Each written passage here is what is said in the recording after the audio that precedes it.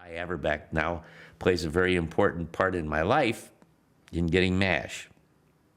Hy Averback produced a show called F Troop, and there was a role of a stand-up comic Indian for the Hakawi tribe, and they took all of Henny Youngman's jokes, but they made it into Indian jokes. For example, Henny Youngman would say, "Take my wife, please." Well, this would be, "Take my squaw, please." And he'd take every one of those bad jokes, and they give it and make it an Indian joke. The director of that episode is Gene Reynolds. And so I do this stand-up comic Indian, and it's very, very funny. I remember the writer of the show, Arthur Julian, wrote it.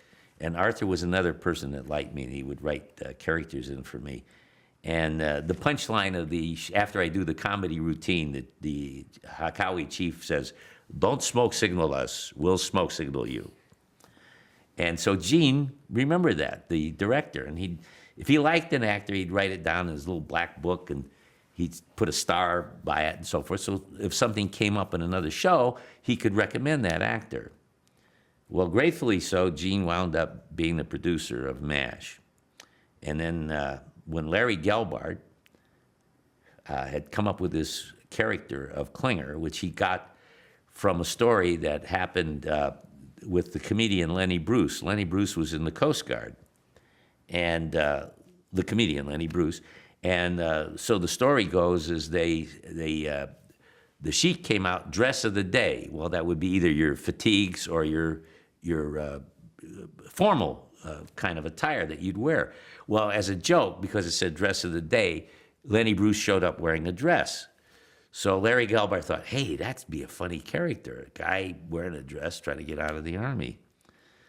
So I get this phone call from my agent, and he said, Gene Reynolds called, and they got a part for you in this new TV series called M.A.S.H. I hadn't seen the movie, and of course this series hadn't been on the air yet. So I was one of those periods in my life when I could use the money again, broke, struggling, trying to make a way for my career. And I said, great, what's the part? He said, well, they'll let you know when you get there.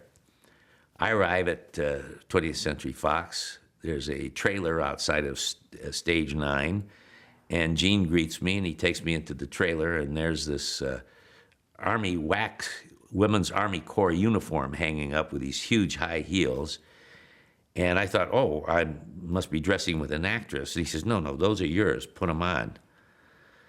So I go, oh, my goodness, what kind of part is this? So I put the outfit on, and he starts laughing, the hairy, bowed legs, and that. He says, come on. So he takes me out on to the stage, Station 9. I haven't seen the dialogue or anything yet. Well, the craft services guy starts falling down laughing. The camera operator laughs. Everybody's laughing on the stage. I'm saying, what am I doing here? What kind of part is this? The director was a gentleman I had worked with at Screen Gems some time ago. I forgot. Could have been I Dream of Jeannie. E.W. Swackhammer. That was his name, the director. So they showed me the script. I had a couple lines.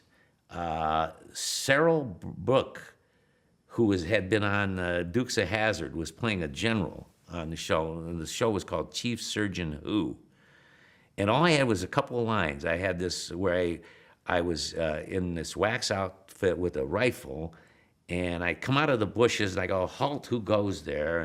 And he says, oh, Corporal Klinger, still trying to get out of the Army or something. And I say, yes, that's right, Mary, and I go skipping off. Well, Gene and Larry didn't stay there. They left.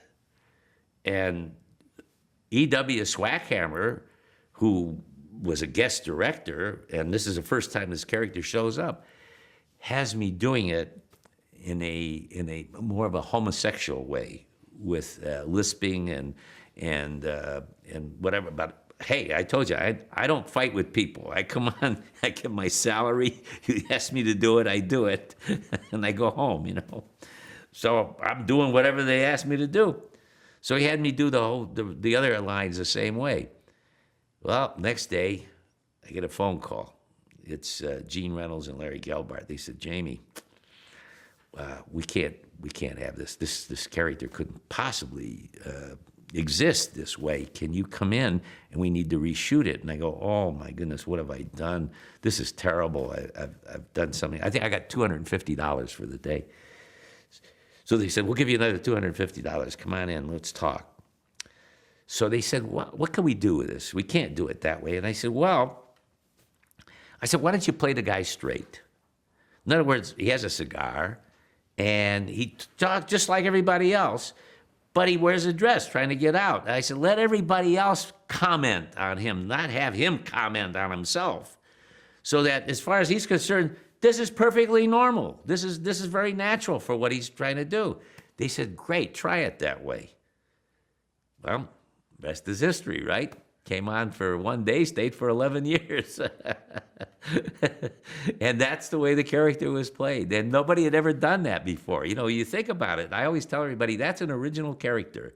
Because every time anybody has ever, that's a man, put on women's clothing, it was either as a disguise, some like it hot, Charlie's aunt, or they're trying to be silly, you know. But nobody ever put it on and just played it straight. This is a guy.